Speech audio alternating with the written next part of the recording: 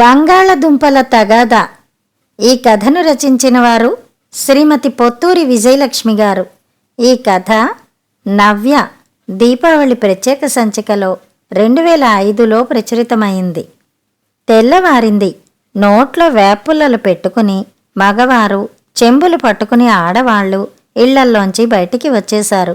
ఆ విధంగా వచ్చిన వాళ్ళు సామాన్యంగా అంత తొందరగా తిరిగి ఇంట్లోకి వెళ్లరు. నిన్న రాత్రి భోజనాలు అయిన దగ్గర నుంచి తెల్లవారి కోడి కూసే లోపల ఏం వింతలు విడ్డూరాలు జరిగాయో వైనాలుగా చెప్పుకోవాలి. అప్పుడు ఇంటి మొహం పట్టేది. అందులోనూ ఆ వేళ బ్రాహ్మణ వీధిలో కాస్త సందడిగా ఉంది. రాజమ్మగారు ఇంటి అరుగు మీద నిలబడి ఆవేశంగా మాట్లాడుతోంది. చుట్టూ చేరిన వాళ్ళు శ్రద్ధగా వింటున్నారు. ఏమిటి, నిజమే? అంత మాట అన్నాడా? పిదపకాలం పిదప బుద్ధులును. ఆవిడ వయసులో 6వ వంతు లేదు వాడికి.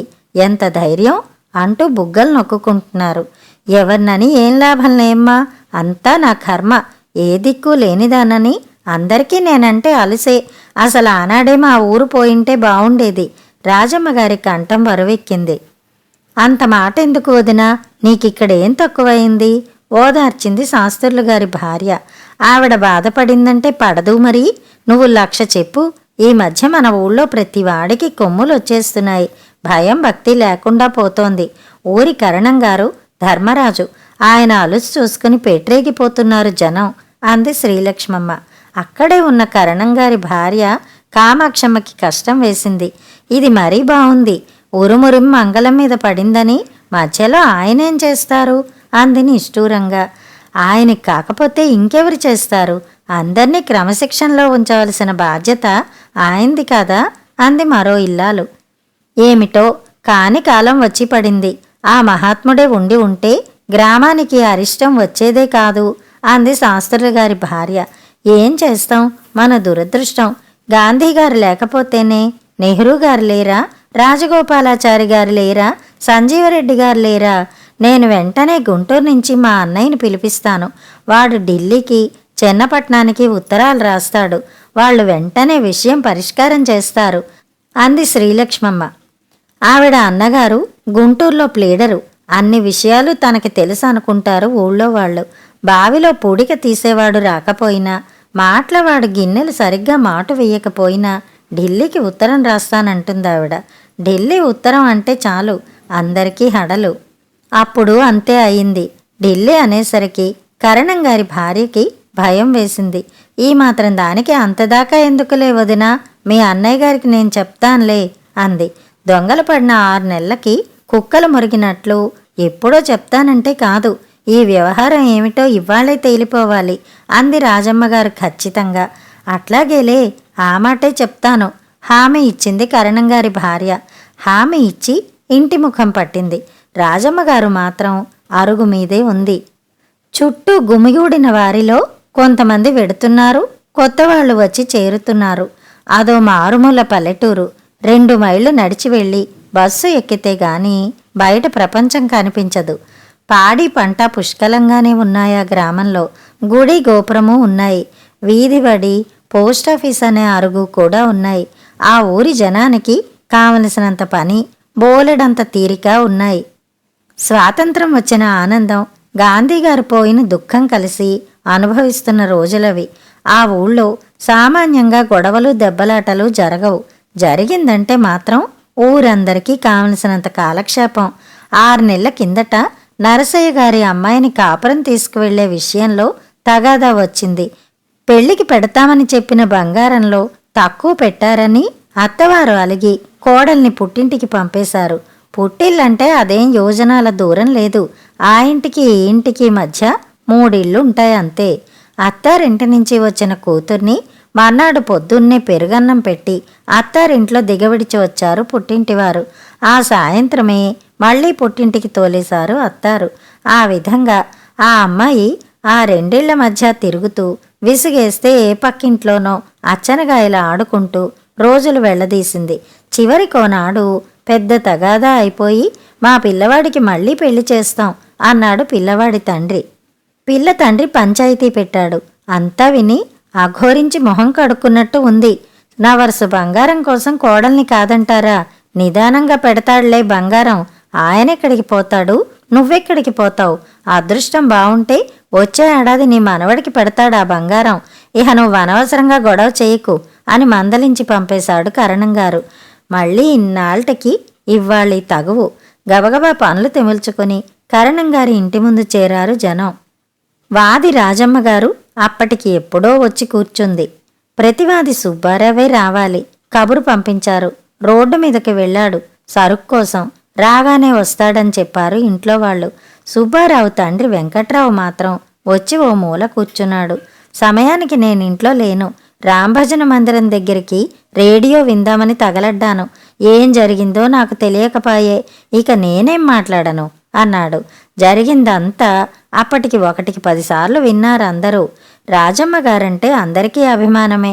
ఆ ఊళ్ళోనే పుట్టి పెరిగింది. తల్లిదండ్రులకు ఒక్కగానొక్క కూతురు. 3 ఏళ్ల వయసులో వివాహం అయింది. 8వ ఏట శ్రావణమాసం పూజ చేసుకుని ముత్తైదువుల్ని పేరంటం పిలవాలని లక్షణంగా పట్టుబట్టలు కట్టుకుని ఒంటెడు నగలు పెట్టుకుని గుమ్మం దాటేసరికి ఎదురొచ్చాడు అత్తారింటి జీతగాడు. రాజమ్మగారి భర్త పాము కరిచిపోయాడని వార్త తీసుకుని, దిక్కుమాలిన ఆస్తి కట్టుకుపోతానా, ఆ ఆస్తి కోసం నా బిడ్డను అక్కడికి పంపను అని ఏడిచాడా తండ్రి. పుట్టింట్లోనే ఉండిపోయిందావిడ. తండ్రి ఏనాడో పోయాడు. తల్లికి 90 దాటాయి. రాజమ్మగారికి 70 దాటాయి. ఏనాడైనా ఒకరిని ఒక మాట అని ఎరుగుదునా, ఒకరికింత పెట్టడం తప్పించి ఒకరి దగ్గర ఆశించి ఎరుగునా?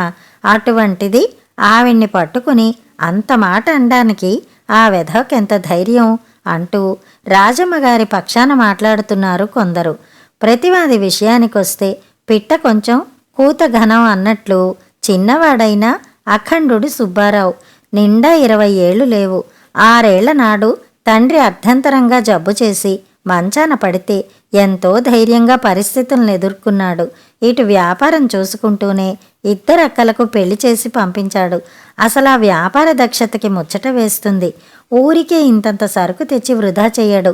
అట్లా అని ఏది అడిగినా లేదండు. మొన్న ఏమైందనుకున్నావు పిన్ని? గుడివాడ నుంచి మా వియ్యపురాలు వచ్చింది. మల్లెపూల కాలం. మనవరాలికి చక్రాల జడ వెయ్యాలని ముచ్చట పడింది. తీరా చూస్తే ఊలు ముక్కలు లేవు. ఇదే మా గుడివాడలో అయితే మనిషిని పంపిస్తే బజారుకు వెళ్ళి మనం పుల్లలకి మొగ్గలు గుచ్చుకునేలోగా పట్టుకొచ్చేవాడు. ఈ శుద్ధ పల్లెటూళ్ళలో ఏం దొరుకుతాయి? ఏం చేస్తాం? వంకల జడ వేసి తగలడతాను అని బడాయిపోయింది. పోనీ మన సుబ్బారావు కొట్లో ఉందేమో అని పంపించాను. ఊలు ముక్కలతో పాటు నక్కి ఉండ కూడా పంపించాడు సుబ్బారావు. మా వియ్యపురాలి మొహం పెంకులా మాడిపోయిందనుకో. మన ఊరి పరువు నిలపావురా సుబ్బారావు అంటూ సుబ్బారావు పక్షాన మాట్లాడింది ఓ ఇల్లాలు. దీంతో అక్కడున్న వారంతా 2 జట్లుగా విడిపోయి మాట్లాడడం ప్రారంభించారు. ఎండెక్కుతోంది. గొడుగేసుకుని వచ్చాడు సీతాపతి గారు. కరణంగారి తర్వాత కరణంగారంతటి వాడాయన. ఆయన్ని చూడగానే కరణం భూషయ్య గారి ప్రాణం లేచి వచ్చింది. రా బావా, సమయానికి వచ్చావు అంటూ ఆహ్వానించాడు. ఆయన ఊరు వదిలి వెళ్ళి 2 రోజులయింది. ఏమిటి బావా హడావిడి అని అడిగాడు సీతాపతి. మన సుబ్బారావు లేడు. వాడు మన రాజమ్మ గారిని నానా మాటలో అన్నాడుట చెప్పాడు భూషయ్య. సుబ్బారావా? వాడేం చెప్పలేదే. బస్సు దిగి వాడి బండిలోనే నేనొచ్చింది. వాడటు వెళ్ళాడు, నేనిటు వచ్చాను. ఇంతకీ ఏం జరిగిందట అడిగాడు సీతాపతి ఆశ్చర్యంగా. ఇంకేం జరగాలి నాయనా అంటూ 66సారి మొదలుపెట్టింది రాజమ్మగారు. నిన్న సాయంత్రం దీపం పెట్టాక కుంపటి వెలిగించి ఇన్ని బియ్యం ఉడకేసుకున్నాను. అమ్మకి అన్నం పెట్టబోయాను. రాజ్యం నాకు బంగాళదుంప వేపుడు తినాలని ఉంది అన్నది మా అమ్మ. పెద్దది. ఈ పూట పడుకుంటే తెల్లవారి లేస్తుందా లేదా నమ్మకం లేదు. పోనీ నోరు తెరిచి అడిగింది కదా అని ఆ చీకట్లో పడిపోయాను సుబ్బారావు కొట్టుకి. ఓ 60 బంగాళదుంపలు ఇవ్వరా అంటే లేవు పొమ్మన్నాడు. ఎదురుగా చాటలో ఉన్నాయి దుంపలు. సరుకు ఉంచుకుని లేదంటావేన్రా అంటే నన్ను నానా మాటలు అన్నాడు అంది రాజమ్మగారు. అదేమిటది? సరుకు ఉంచుకుని లేదన్నాడా? ఆశ్చర్యపోయాడు సీతాపతి. అవునుట బావా, వాడట్లాగే అన్నాడుట. ఈవిడ ఒట్టేసి చెప్తోంది. అదే నిజమైతే వాడికి తగిన శాస్తి చెయ్యాల్సిందే. ఏ విధంగా ఈ తగు పరిష్కారం చెయ్యాలా అని మదనపడుతుంటే నువ్వొచ్చావు, నా నెత్తిన పాలు పోసినట్లయిందనుకో అన్నాడు భూషయ్య. వాడిని రాని అడిగి తెలుసుకుందాం ధైర్యం చెప్పాడు సీతాపతి.